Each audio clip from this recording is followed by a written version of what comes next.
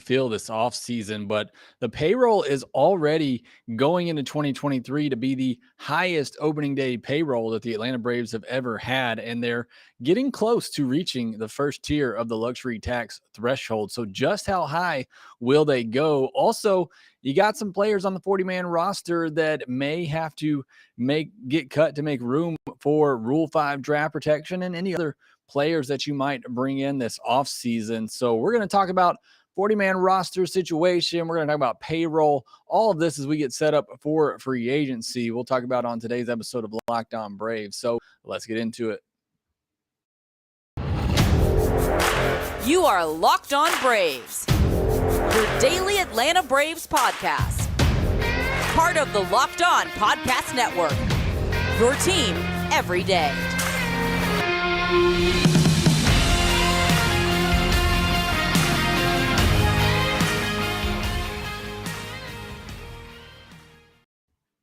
Hey, and welcome back to Locked On Braves, part of Locked On Sports Atlanta, where we cover your favorite Atlanta sports teams each and every day. I am your host, Jake Mastriani. You can follow me on Twitter at shortstopball. Also, make sure you follow the podcast on Twitter at LockedOn_Braves. Send in any questions, comments, or feedback that you have for the podcast. Obviously, a lot of offseason questions coming in. Answered a lot of them on yesterday's podcast. You want to go back and give those a listen when we talked about the free agent class this offseason. Also, make sure you follow Locked On Braves on YouTube. Hit that thumbs up button and that notification bell if you're watching this video.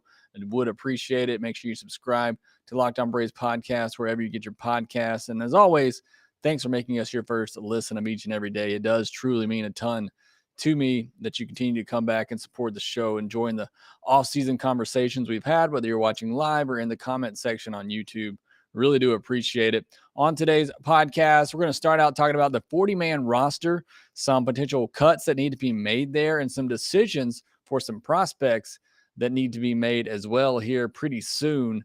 And then we're going to get into the payroll, which I think is just a really fascinating conversation to have when you talk about the moves that the Braves could potentially make this offseason.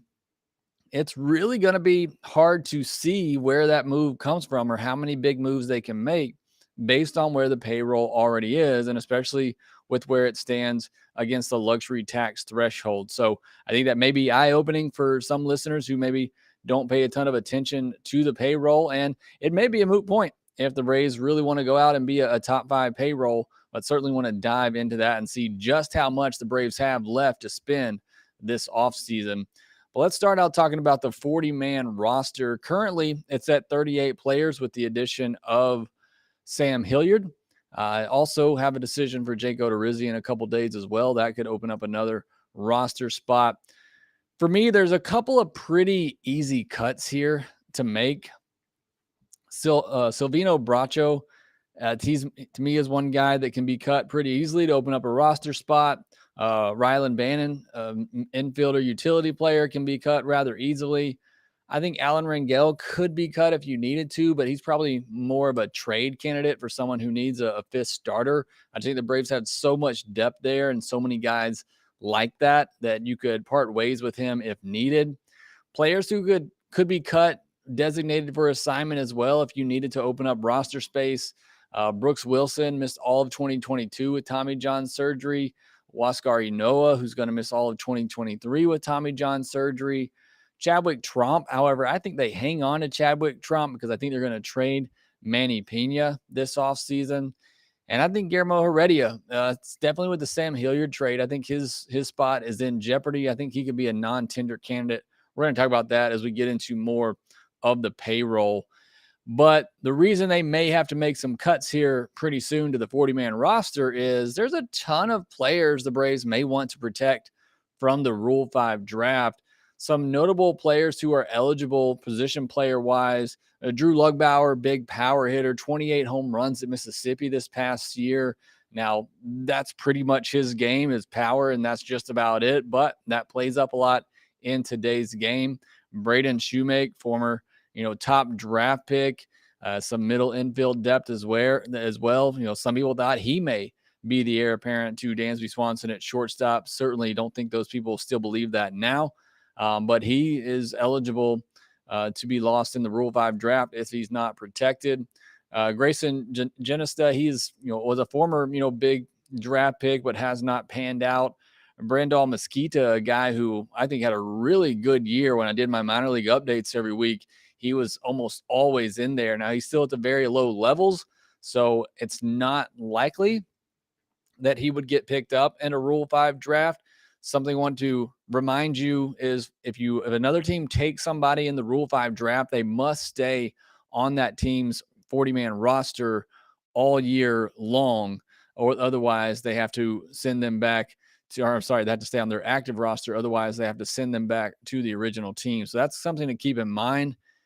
If a team is going to really go out and take somebody in that Rule 5 draft, it has to be somebody they think can contribute to their active roster right away. So with Brandal Mesquita still being at a very low level, I think he could be safe from the Rule 5 draft. On the pitcher side, pitchers are the ones more likely taken in this Rule 5 draft because you can stash a pitcher in the bullpen. You can put somebody as your fifth starter and use them there until they're no longer needed, and then you can just send them back if you have to. So pitchers are typically what you see taken in the Rule 5 draft, and the Braves have some pretty solid ones that would be eligible. Darius Vines, probably the top of that list. Alan Winans, Tanner Gordon. I like both of those guys. I think they're both back of the rotation type starters, create some depth there. I think you could potentially put either of those guys at the back of a big league rotation right now and just kind of let them continue to grow. I think it's unlikely, but could happen.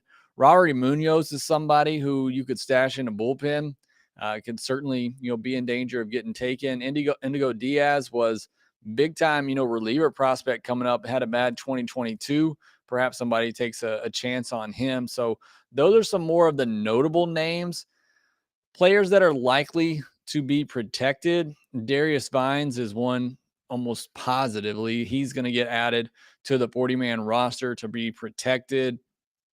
I think they also probably put Munoz on there because he is a high velocity guy. He's somebody I could see another team taking and just throwing in their bullpen and letting him, develop there and become in that role, which he probably ultimately settles into. And then I think they could possibly protect Braden Shoemake, just because, they obviously invested a good bit of money in him when they drafted him. And even though I never really saw it, and I love Braden Shoemake, I'm a college baseball guy. I covered the SEC for College Baseball Nation. I remember watching Braden Shoemake his freshman year thinking he was going to be the first overall pick whenever he's eligible. But he's just never really progressed since that freshman year, really, at Texas A&M. He never really got better at his time there in College Station, and he's never really improved year to year in the minors either. So I'm not that high on Braden Shoemake. Some people thought he could be a Ben Zobrist type utility player. I think he's, a bench player at this point, does play solid defensively.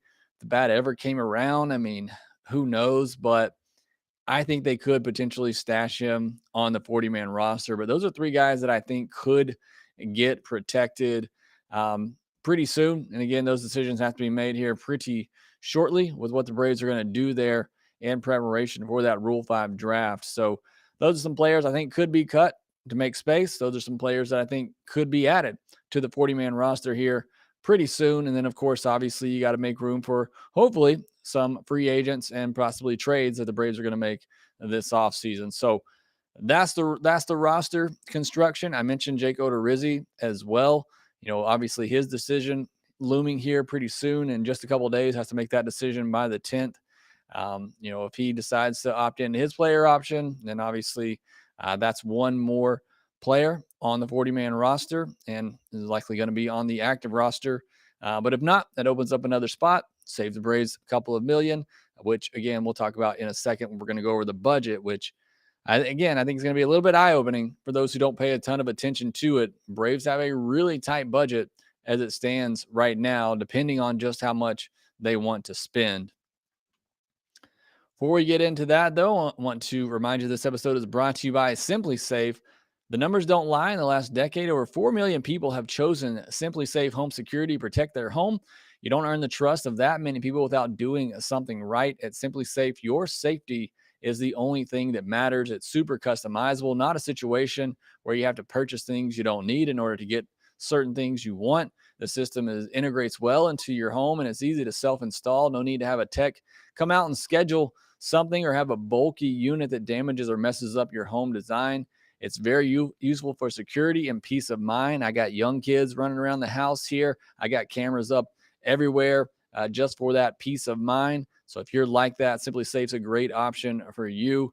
And it can move with you wherever you go as well, which is great. Even after you install it, just remove the elements, take them with you wherever you move.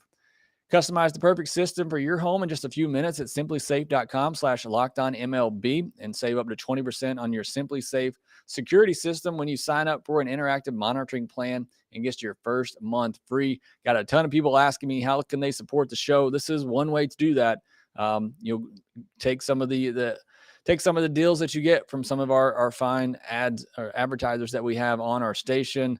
If you're looking to secure your home, make sure that you go to simplisafe.com/lockedonmlb where you can learn more. And again, save 20% on your SimpliSafe security system when you use that link and you sign up for an interactive monitoring plan. And also you'll get your first month free. There's no safe like SimpliSafe. So let's talk about payroll. Let's talk about the budget. Just how much money can the Braves spend this offseason? And we talked yesterday about the free agents that are available tomorrow. I'm going to do a pre-recording just of myself, not going to be a live episode, but I'm going to give you my thoughts, what I would do if I were in the GM's chair, how I would spend the Braves' money this offseason in free agency. Obviously, trades are a wild card. So I'm only going to be talking about free agency, but that podcast is going to come out tomorrow where I'm just going to talk about the moves that I would make this offseason if I were the Braves based on the budget and payroll that I think they're going to have. And looking at the payroll right now, currently the money on the books for the Braves, just guaranteed contracts, is somewhere between $159 and $166 million. And all these numbers I'm going to use, these are rough estimates, projections. You go to different sites, they may vary just a little bit. So these are all pretty, projections for the most part, but it's going to be somewhere in this range.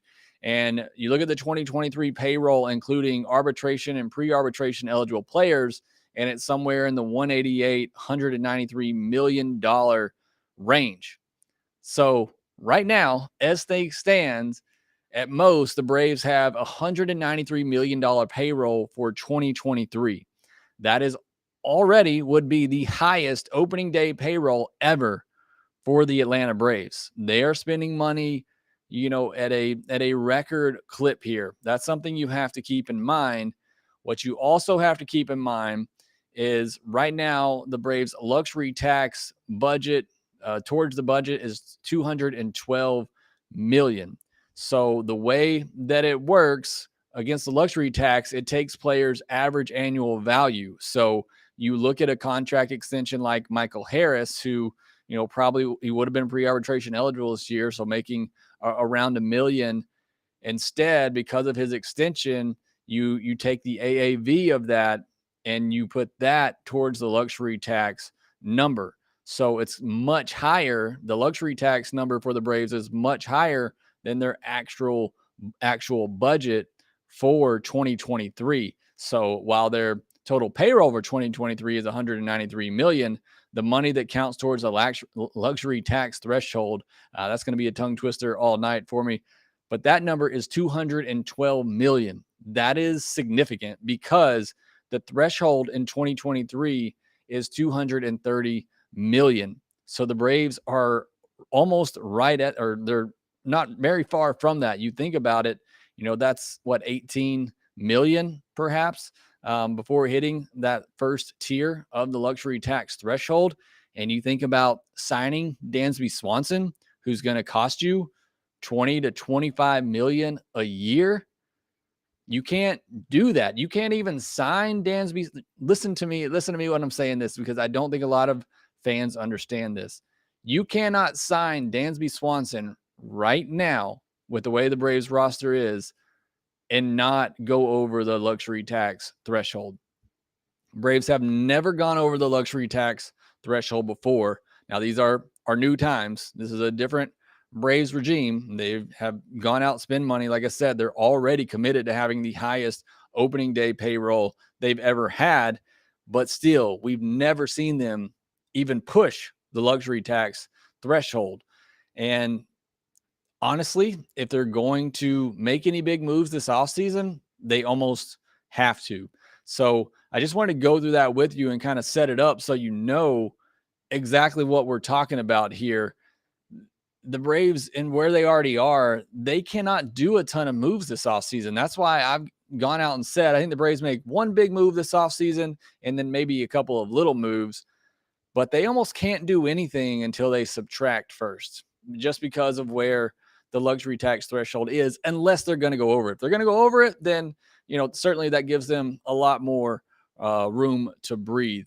But I just wanted to explain that the number towards the luxury tax is different than their annual budget. So $193 million payroll, but $212 million luxury tax payroll. So very different based on the average annual value. So while it's been great that Alex Anthopoulos has made all these extensions, and I definitely think that's the right move, it is hurting them when it comes to the luxury tax, especially for 2023, because as I said, as things stand right now, I mean, you maybe got 16 to 20 million to spend, and Dansby's going to cost more than that on a average and on a yearly basis. So it's a very tight budget right now for the Braves if they're going to stay under that luxury tax. Now, there are some ways to save money. You can non-tender Heredia, Matzik, and Bracho. That'll save you a little over $3 million. If they non-tendered Soroka, it could save you $2.5 million, but I don't think they'd pay him all this time for him to rehab and recover and then not give him a chance to come back. So I don't think that's going to happen. Odorizzi not picking up his player option saves them about $6 million. So again, you non-tender Heredia, Matzik, Bracho. Odorizzi doesn't pick up his option. There's another $10 million right there. You trade Manny Pena, that frees up $4.5 million. Obviously, if they can get anybody to take on that Ozuna deal and eat some money, even if you attach a couple of prospects to them and you get a team to eat $8 to $10 million of that deal, that's still good money that the Braves could put towards the payroll. So just making, those moves right there, rough math, that could open up 15 to 20 million. So that gives you, somewhere between 30 to 40 million to spend this offseason. That's enough to go out and sign Dansby and then make one other small move and still stay under the luxury tax threshold. If you could move Eddie Rosario's contract, it'd be another way to save money. I don't think that's possible. I think the Braves just have to hope that Eddie Rosario bounces back and has a good year. So I think it's possible. I think it's possible for them, certainly to free up some money this offseason by making some of those moves. Obviously, Ozuna is the biggest one. And that's why I've been saying it almost feels like the offseason can't even begin for Alex Anthopoulos until you move Marcell Ozuna. Now, you can make these moves and then obviously trade him later and free up money that way, but that's just going to be a big weight over on his shoulders this whole offseason until he can figure out what to do with that money and how much he can actually save, if he can save anything by trading Ozuna. Now, the Braves are making a ton of money. Report recently said they made $250 million in revenue from July to September. They're making a ton of money. They said they want to be a top 5 payroll. And if that's the case, they're going to have to go over this luxury tax threshold. And I mentioned the luxury tax threshold in 2023 will start at $230 million. And the next tier is at $250 million. So if you're going to go over that first threshold, then that pretty much gives you up to $250 million to spend, which would give the Braves, obviously a lot more money. Now we're talking more, even without making any moves, without moving Ozuna, without non-tendering players. If you said you're going to go up to the top of that first tier, then you got a $250 million budget to work with, which gives you, $40 million to work with without cutting any money. So look, the Braves have never done it. So I'm a little cautious to think that they will, but it almost seems like at this point, if they're going to make any major moves this offseason, they have to go over that luxury tax threshold. And I'm going to talk a little bit more about that tomorrow when I discuss what I would do this offseason. And I'm going to give you, what I would do if they don't go over the threshold, what I think they'll do, or what I would do if they do decide to go into that first tier of the luxury tax threshold and really be one of those top 5 payrolls in all of baseball. All right, take another short break here and come back and take some of your comments and questions next.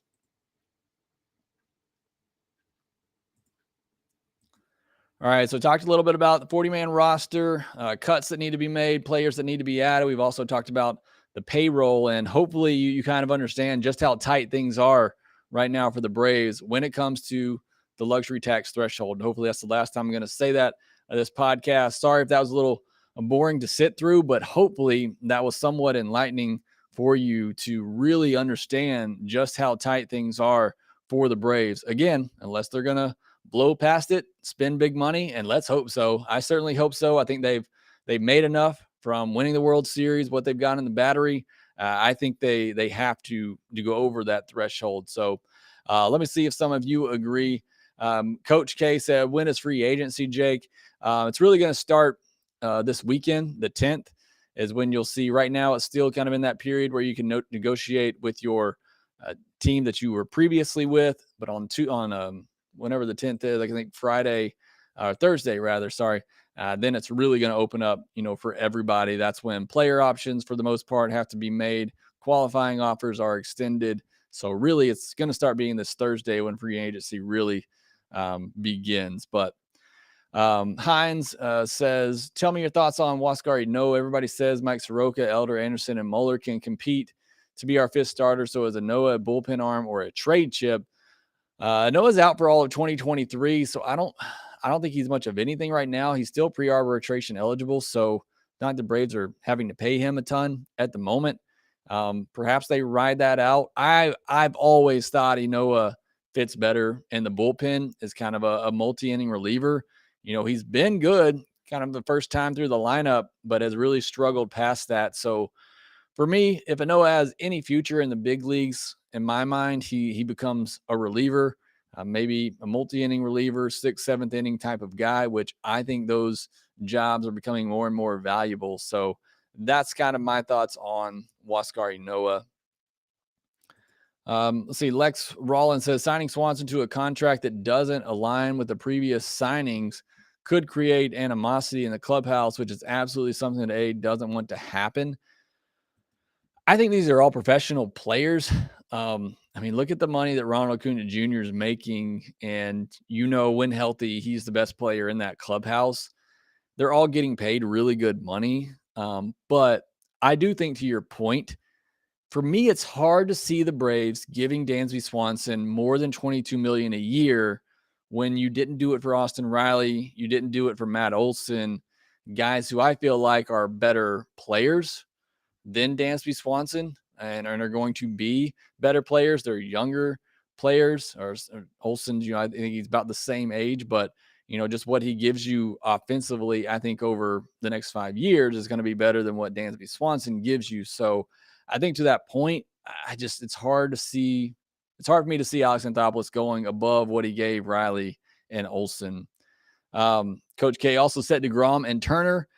Maybe you missed the payroll budget section, but I just don't think that's going to happen. That's going to be almost adding $60 million a year to your payroll. I just don't see that happening. Matthew Anderson says, I don't think Terry McGurk would comment about wanting a top 5 payroll in the future. Obviously, doesn't have to be this offseason if they weren't willing to go into the tax, to be honest. And I think you're absolutely right. And that's why I think they will. Again, we've just never seen it. We've never even seen the Braves approach it. So it's just hard for me to – it's one of those things I'm going to have to see it to believe it. But I think you're spot on. I don't think you talk about being a top 5 payroll unless you're going to have to pay that tax penalty. And then Joe Me says over the threshold's guaranteed. They just made $250+ million from July to September. Like I said, you're going to do anything significant this offseason, you almost have to. And they couldn't. Look, they could cut some money make one big move for Swanson and make a couple other smaller moves to add some depth. And I think you can go into the season and it is still a World Series contending team. You may disagree with that, but I feel like you sure up shortstop. You pretty much bring everything back that you had, and I feel like this is a championship contending team. So there is the possibility that they do that. I don't think they will. I think they're going to go through that threshold. Um, Hines also says, is Trey Mancini a feasible solid left fielder to pick up who won't demand Nemo money? Could also cover DH and first to give Matty Ice an off day, maybe a backloaded 2-year deal with a club option.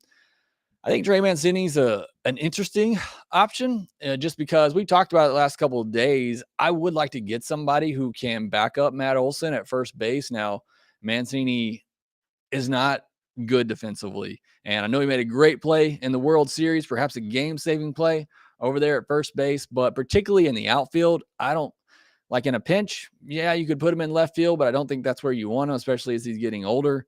But he could be more of a cheaper option if the Braves wanted to go that route to add some depth and give you another backup at first base, somebody who could play left field if you needed to, and certainly somebody that could go to the DH spot. CJ LaChapelle says it's not the Braves, it's Liberty Media that has to stop being cheap. Look, they're already at their highest payroll, opening day payroll ever. They're not being cheap anymore. Again, until I see them go over that threshold, it's really going to be hard for me to believe that they will. Joe Me says, I think it's one big move, shortstop or left field, and then smaller moves also. I could see that happening. I mean, I could certainly see them doing that because, like I said, I think even if they do that, this is still a championship contending team. You get into the season and that's not the case, then, perhaps you try to make some trades to make up for it. But I could definitely see them just making one big move and a couple other small moves and trying to stay under that $230 million. Matt Mock says it's wild to see so many big players opting out. Going to be a crazy offseason, especially with the rule changes for 2023. A lot to consider for sure. There's a lot of big names, free agents this offseason. And yeah, I think it's going to be interesting. And we talked about this a little bit yesterday. No idea how the new rules and the shift changes are going to affect some of these players. Do, players who got beat by the shift, and, there's numbers on this. Do they get an uptick in free agency? The team or teams willing to spend a little bit more on them now because maybe those players are going to get more hits next year. Definitely something to consider, as you said. Coach K said, if we don't re-sign Dansby, who do you see us getting, Jake? And to follow up the question after that, says Xander at shortstop. If we don't sign Dansby, I definitely don't think we're going to go up in pay grade to get either Trey Turner or Carlos Correa. Now, I like Xander Bogaerts. If he were to come down more towards the Dansby range, $25 million or less, I would really consider Xander Bogaerts even over Dansby Swanson. And I've said it multiple times now. I love Dansby Swanson, but paying him $22 million or more just feels risky to me. I'd almost be willing to take more of that risk on Xander Bogaerts, and I need to dive into the numbers a little bit more, but I just think he's more of a complete hitter. He's a good defender. So I like Xander Bogaerts. I'm just afraid he's going to be up closer to the Correa-Turner range more so than the Dansby range. But I do like Xander. Who do I think the Braves will get if they don't get, let's say, one of the free agents? I think Willy Adames is the most enticing trade option out there. Kind of been saying that for a while. A lot of that depends on what are the Brewers going to do? Are they going to try to sell off and maybe do a mini rebuild? A lot of that depends on what the Brewers' plans are. But I do love Willy Adames. I think he'd be a great fit. Then it comes down to what prospects do the Braves have to give up in a trade package for him, a guy that, every other team that needs a shortstop that misses out on one of the big free agents is really going to be after. And I don't know that the Braves have the prospects to make that happen. But I do like Willy Adames as a fallback option if the Braves aren't willing to pay the price, aren't willing to go over that threshold for one of the big free agents. And last question here, Coach K says, do you think we trade Ozuna this offseason? I do. He's either traded or he's cut. I don't think there's any way he goes into next year in a Braves uniform. I just don't see how it happens. I think Alex is going to attach a couple of prospects to him, move them even if he saves just $5-6 million, that's better than just cutting him. And you hate to give up prospects that have to do that, but I do think it happens. I do think Ozuna gets traded this offseason. All right, as always, appreciate you joining me live and your comments in the chat. Appreciate your comments down in the YouTube comment section as well. I'll have another podcast tomorrow telling you what I would do if I were the Braves GM this offseason with the money available. So be looking out for that on Thursday as well. As always, thanks for tuning in. Thanks for making Locked On Braves your first listen of each and every day. For your next listen, go check out Locked On Sports Today, where you can get that podcast same place you get this podcast here. But Locked On Sports Today is talking about the biggest stories of the day with instant reactions, big game recaps, and the take of the day. Again, thanks for listening. Be sure to follow us on Twitter at LockedOn_Braves. You can follow me at ShortstopBall. Also, make sure you rate, review, and subscribe to the Locked On Braves podcast wherever you get your podcast. And we will talk to you next time.